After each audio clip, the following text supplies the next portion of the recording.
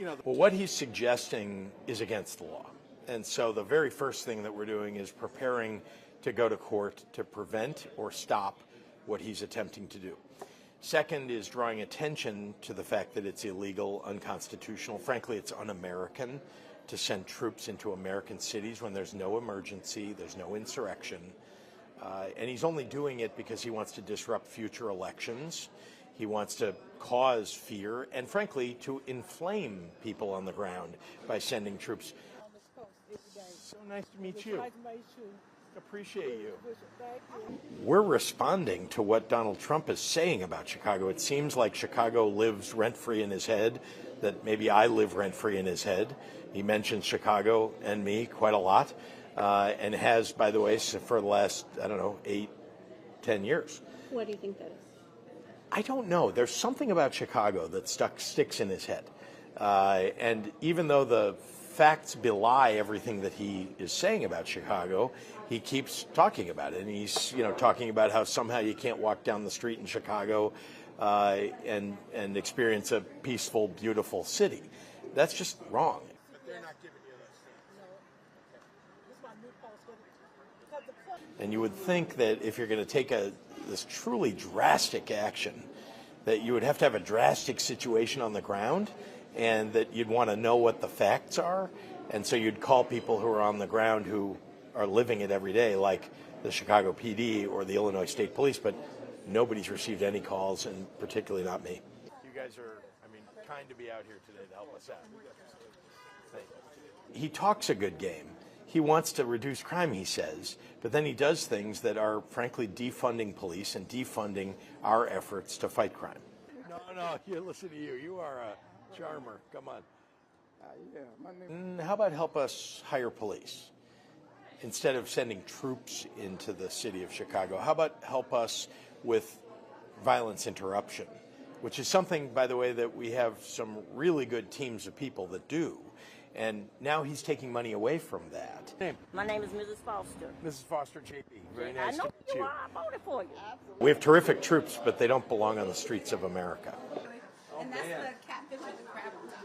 Okay, so and I get to take all that with me. There you go. Do I look like catfish to you? And I'm here today to share the anger and the disdain that all of us are feeling inside. And I know none of us thought that in the year 2025, the President of the United States would choose to spread lies and fear about our communities and then use the National Guard to attack them, attack all of us. The ignorance of this decision is staggering. At a time when crime is at an all-time low, not just here in Chicago, but across major cities in America, this administration is ignoring the truth, which unfortunately isn't a surprise anymore. The presence of the National Guard will not bring safety.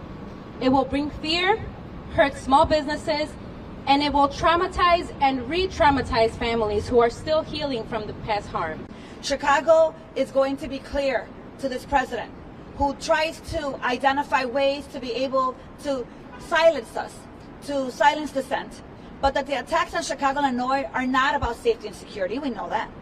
They're about trying to terrorize the resistance.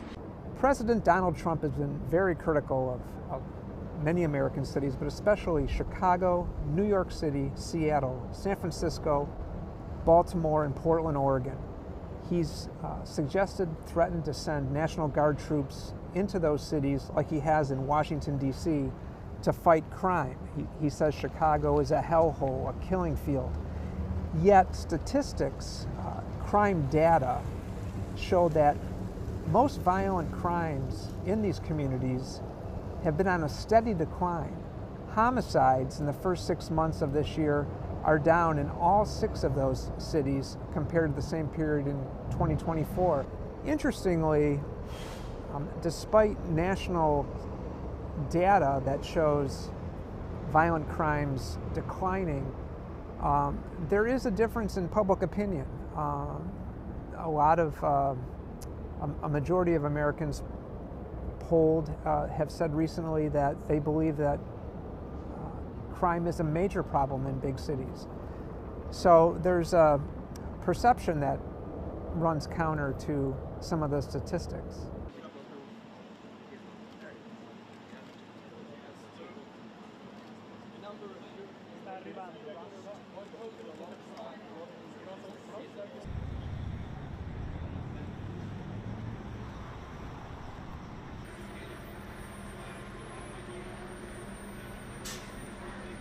While the president has talked about what he sees as an unacceptable rash of violent crime, it's interesting that experts say that more than 90% of police calls have nothing to do with violent crime. So it's really unclear what the Guard members would do in these big cities.